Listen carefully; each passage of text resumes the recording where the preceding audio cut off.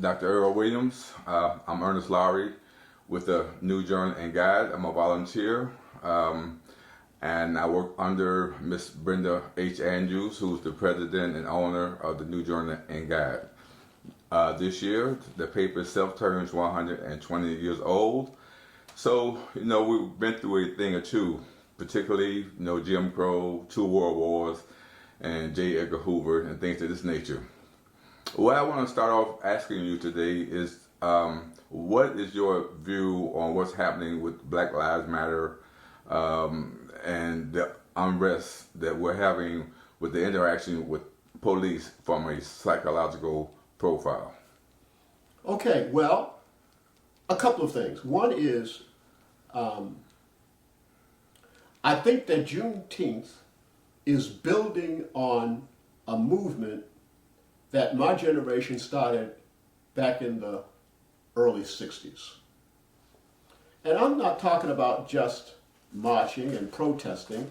I'm talking about things like no longer wanting to be called colored or Negro, and taking more pride in the word black. There was a time when you called someone black, that was an insult. But we learned to love it. And then James Brown helped us out with "I'm Black and I'm Proud," which was great. And then our intellectual brothers came up with the idea of African American, And so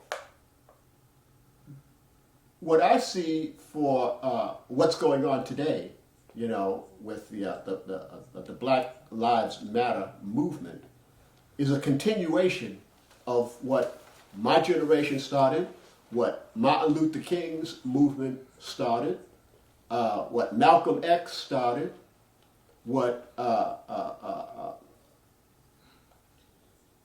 H. Rap Brown and Huey Newton, all these wonderful brothers started. Did you know that Huey Newton was a PhD student? I mean, he just wasn't some bum. And Angela Davis, I met her in Boston. So anyway, the Black Lives Matter movement is beginning to, is the momentum that we started back in the day. Because if you remember, of course you may be a little too young to remember, but so just take my word for it. Back in the day, when we started having riots and the things that we were doing because we were displeased with our fortune in life and the way we were treated, it was often said that white people didn't know that we were dissatisfied with the status quo. Now they know. Not only do they know, but they are now participating because the same thing that we're fighting, they're fighting. Same thing. Because discrimination, there's a discrimination against LGBT, against Latino, against Native American, against women. Women, this is 2020, women still don't have a salary that is on par with a man. That is crazy. Of course, the whole women's movement was kind of built on the backs of the Black Power movement that we had back in the day. So anyway, I think that and I know this is a long answer response to a short question, but I think that what is happening today is long overdue and has the potential to actually engender meaningful change. Mm-hmm. Okay, great. Now, so can you explain to the audience this word is systemic racism? Can you break that down for us? Systemic racism is very similar to institutional racism. What it means is that everything in life is tainted with racism. Everything. Your job, going shopping, your buying a house. There used to be a process that used to call redlining, where you couldn't buy a house in a white neighborhood. Back in the day, you would have to send a white person in there to represent you to buy the house, and then you move into it later. So systemic racism really is the idea that everything is based on race. Everything. How much money you make. The attitude that people will have when you and I go into Macy's, and what those clerks think about us being there. They will follow us. They'll watch us. They'll look at us. Systemic racism means racism everywhere. Okay, so what do you think there are things that we can do as a whole, as a people, to change this attitude, or is it the fact that because it seems like we accept what's happening right now with the systemic racism. So what can we do as it's not like we have a whole lot of choice. It's not an acceptance, it's an adaptation. And look, if they are not going to, if you go out to buy a car and a white person with the same background as you gets an interest rate of 3.2, but you get an interest rate of 4.9, it's not that you accepted the fact that you're being charged a higher interest rate than the white guy. It's more, from my point of view, from more of, we have learned to adapt to certain aspects of racism. To say that, well, I'm going to teach my son, or tell my son that if he gets stopped by the police, these are the things that he should do. the talk? The talk. That doesn't mean I accept it, but I want my son to survive. I want my son to come home.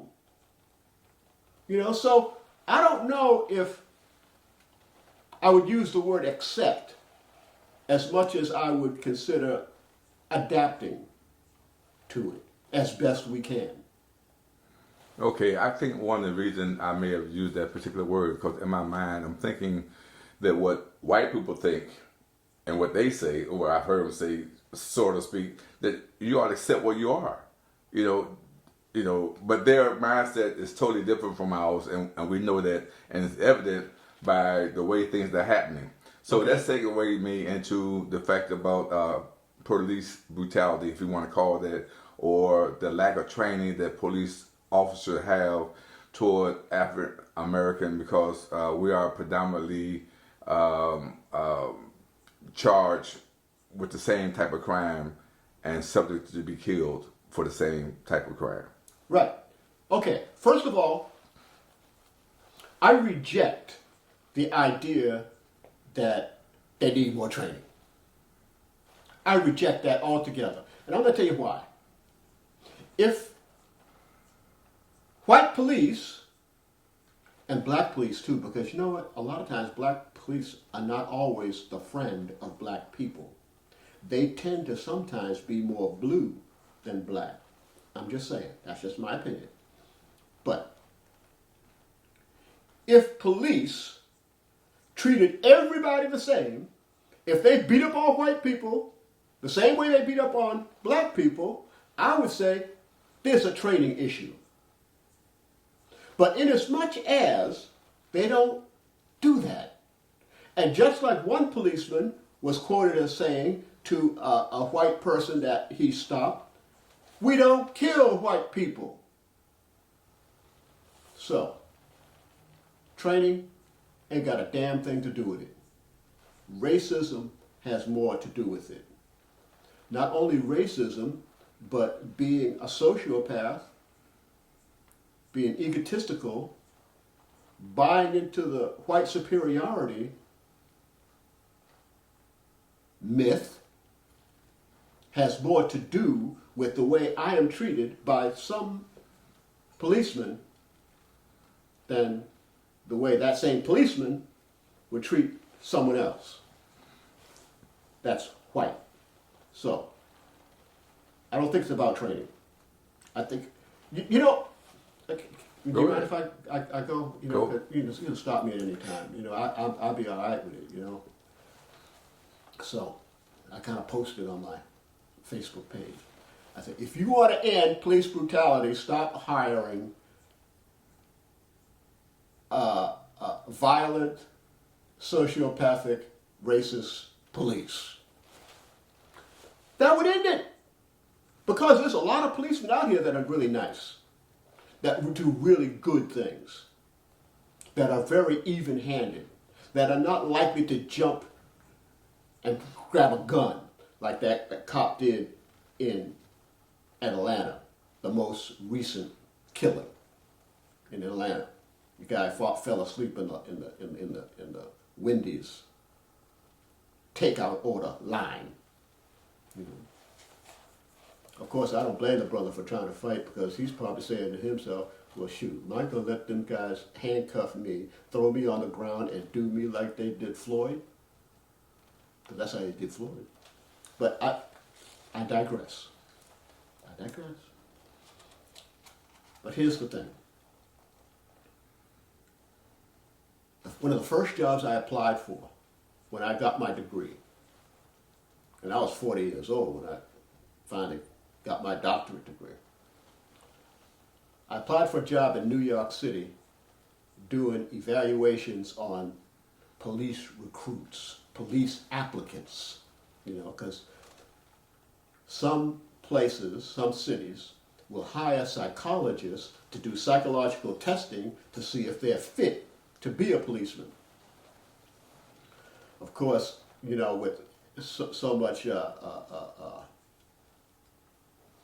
corruption in the police force, I'm sure that they could have those psychologists doing that, and you still get a lot of racists in there, you know. But I do want to signify or stress the point that psychologists such as myself, I can do psychological testing and tell you who you are and tell you more about yourself than you knew, than you were consciously aware of.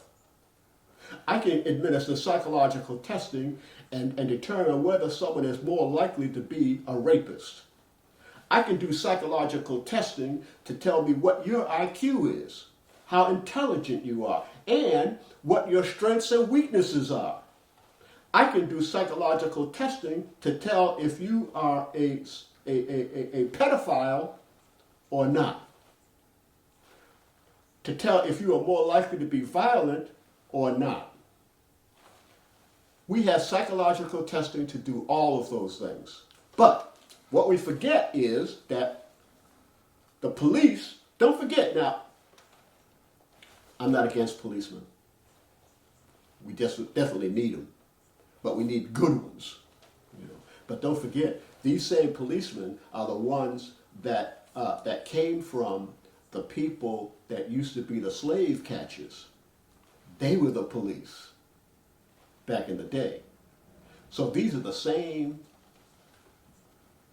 people. This is the same mentality that they had that is in our police force. So the only thing they did was they turned in a white robe for a blue suit, from my point of view. Some of them, not all of them. Okay, thanks. Now, with that said, if you don't mind, let's talk about who you are for a moment. And the reason I say that is so that our audience will know what your strengths are and what you do. Because we talked a lot about police and their attitudes and things of this nature.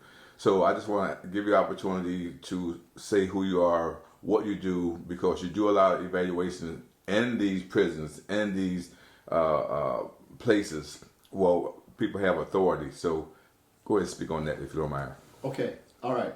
You know, to do that, let me just give you a little background. You know, I have not always been a doctor.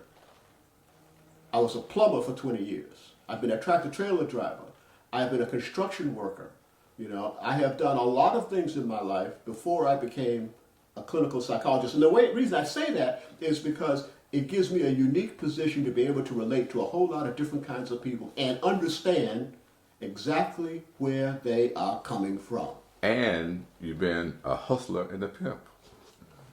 I wasn't going to go there, Well, I'm just but a little research, right? you're exactly correct. I was a pimp. I was a hustler. I was a thief. Yes. So I understand that too. So now I'm a forensic clinical psychologist. I don't even know if I would be a forensic clinical psychologist if I hadn't been in prison. You know, I don't even know if I would have even been interested in this field. Because you do know that here in the seven cities area, there were only 2 black psychologists that were doing evaluations, even though 95% of the people we saw were black. All right. Having said that,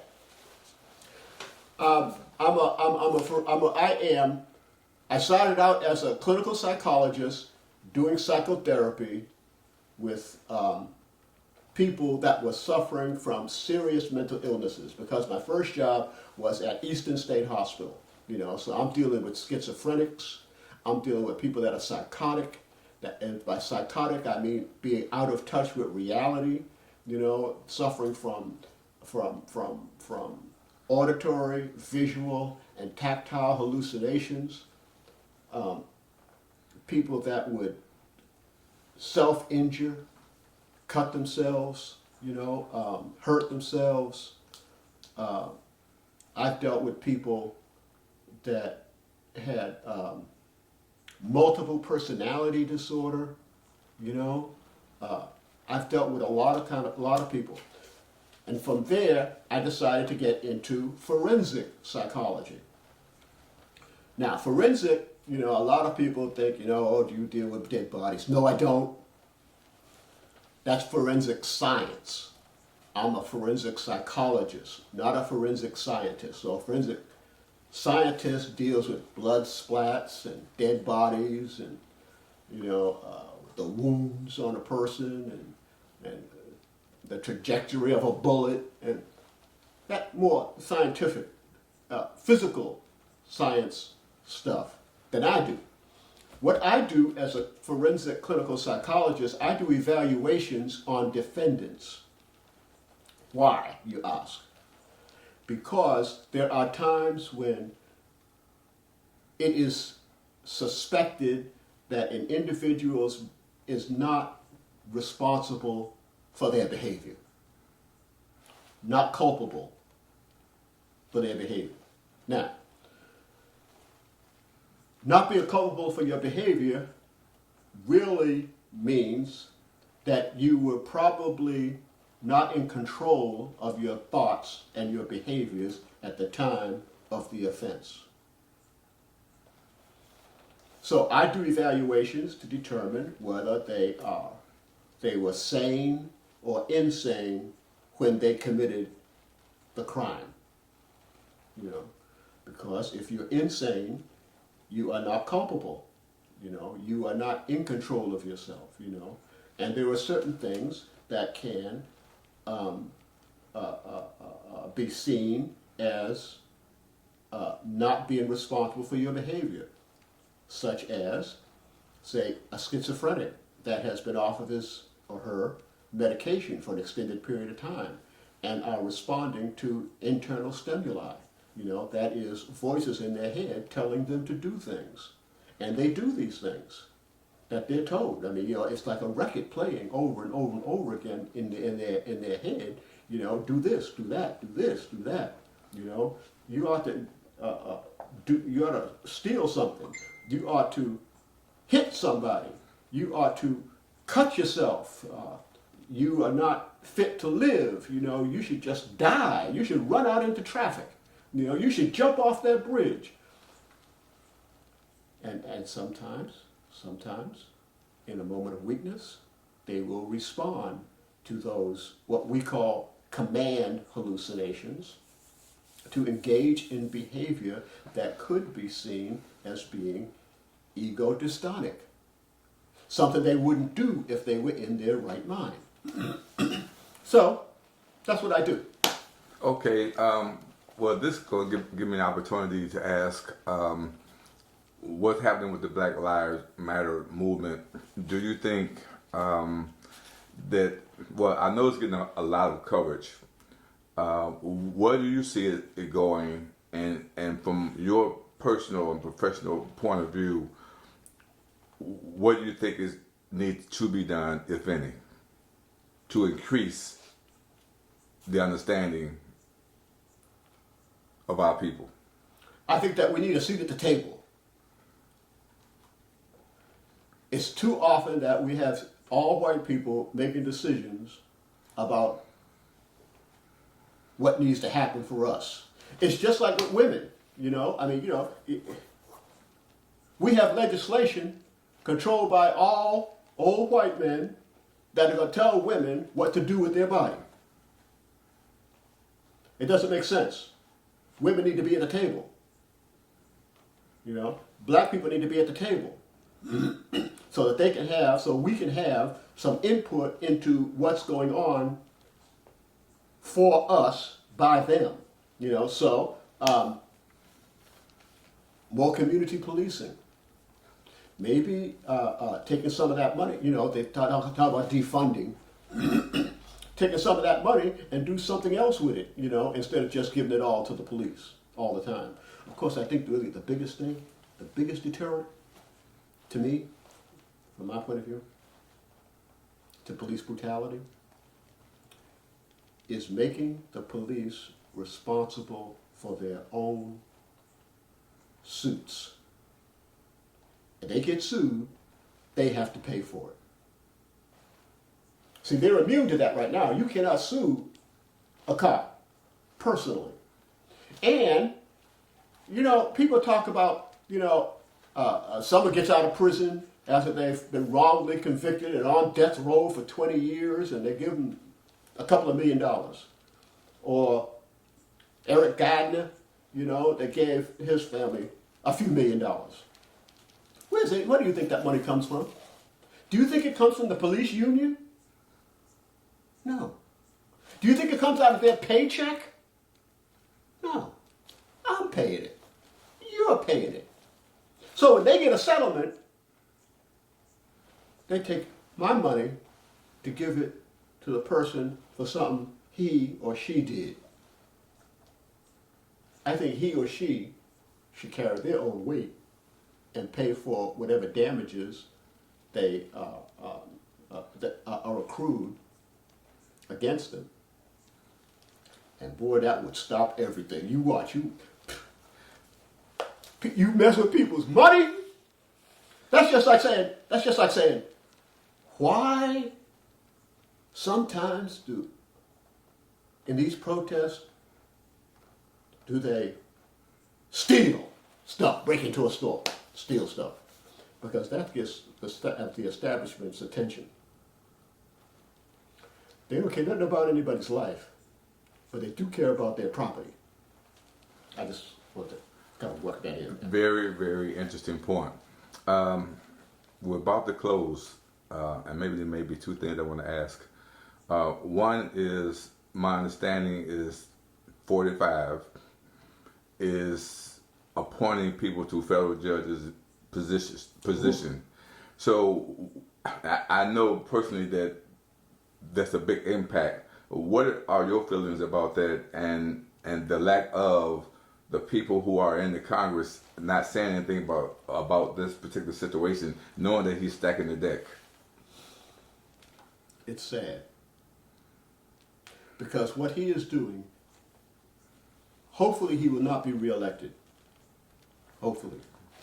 All right, I'm just putting it up there. Hopefully he will not be reelected. But even if he's not reelected, his behavior and his doings are going to impact this country for the next 50, 60, 70, 80 years.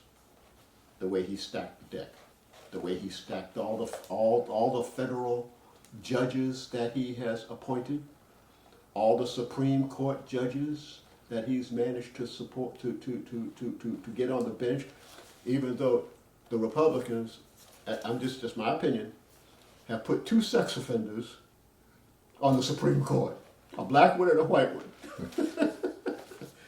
And to me, a sex offender is a sex offender, no matter what color they are. Of course, the president is probably a sex offender too. But Okay, well, last question. I want to give you the opportunity to say a few things. Well, let me put it this way. I know you've written several books. I've done a little research. Oh. And that you had a documentary about your life. So tell me, the audience, where can they follow you or get information about what you're doing and from your point of view? Okay, all right. I've written 3 books. The first one is Psychology from Scripture. The second one is, and what that's about is the impact of spiritual warfare on mental illness. The second book is 100 Facts of Life, designed mostly for teenagers and preteens. Each page has a saying on it, an explanation of what the sayings mean. That's because I had a client that was a 10-year-old girl, and I said, sticks and stones will break your bones, and words will never hurt you. She said, I never heard that. I thought everybody heard that. So that's why I wrote that book. Now, my third book is Roxbury Redemption, that talks about how I went from being incarcerated at Walpole Prison, and came out and became a doctor. Tim Reed also did a documentary on me, and I might add, and I don't even think you knew this, I am writing a script now, trying to get a movie made. So I'm writing a script for Roxbury Redemption. Roxbury, by the way, is that part of Boston that is mostly black. Okay, so anyway, if you follow me on Facebook, Earle Williams is my favorite page. I also have one Dr. Earle Williams, and I also have one Psychological and Forensic Services, which was the name of my company when I was more active and I wasn't as old as I am now. So anyway, you can do that, and you can Google me. I'm easy to find. Earle with an E on the end, Earle Williams. Thank you so much. Oh, by the way, I'd be remiss if I didn't ask this one last question. I know you are a strong religious person. Tell me about this particular book, about your gifts. Can you expound on that just a little bit about what's that about? What do you mean, the gift? The book. The gift. We all have gifts. And there's a book that you read, or I read, that you had, that expounds on your gifts. Spiritual gifts. Lord. Yes. Yeah. That's according to Scripture. This is not something I wrote. It's something I met the author. It's a husband and wife author. Actually, they stayed at my house when they were invited to come to my church to do a presentation.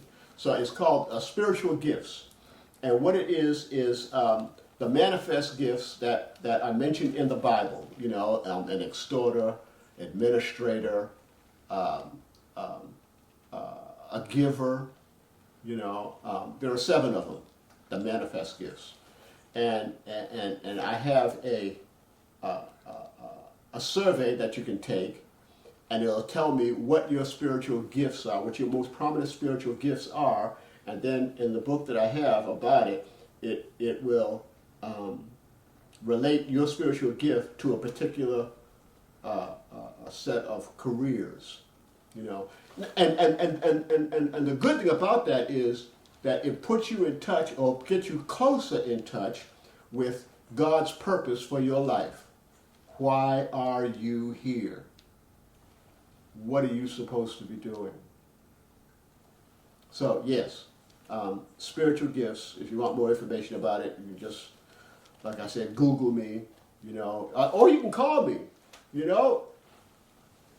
Area code 757, I'm right here in the 757-348-1529.